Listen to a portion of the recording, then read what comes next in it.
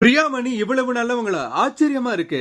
பல படங்கள்ல நடிச்சிருந்தாலும் பருத்தி வீரன் படத்துல முத்தழகா நடிச்சு மக்கள் மனசை கவர்ந்து தேசிய விருதையும் வாங்கினவங்க தான் பிரியாமணி.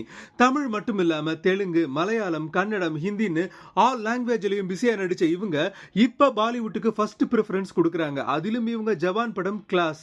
இருந்தாலும் 90s டைம்ல பருத்தி வீரன், ராவணன் படங்களுக்கு பிறகு ரேப் சீனா உடனே கூப்பிடுங்க பிரியாமணின்னு எல்லோரும் சொன்னதால அப்செட் ஆன கதையும் உண்டு.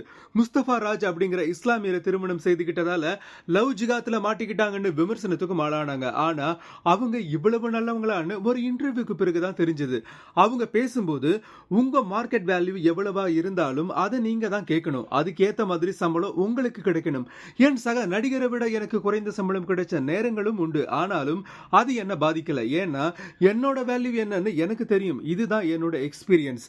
எனக்கு தகுதியானதுன்னு நான் நம்புற சம்பளத்தை நான் கேட்பேன். தேவையில்லாம அதிகமா சம்பளம் கேட்க மாட்டேன்னு பேசினாங்க பிரியாமணி. கோடிகள்ல சம்பளம் வாங்கணும், அவங்கள விட இவங்களை விட அதிகமா சம்பளம் வாங்கணும்னு திறமையே இல்லாம போட்டி போட்ட நடிகைகள் மத்தியில பிரியாமணி கிரேட்னு கமெண்ட் பண்றாங்க ரசிகர்கள்.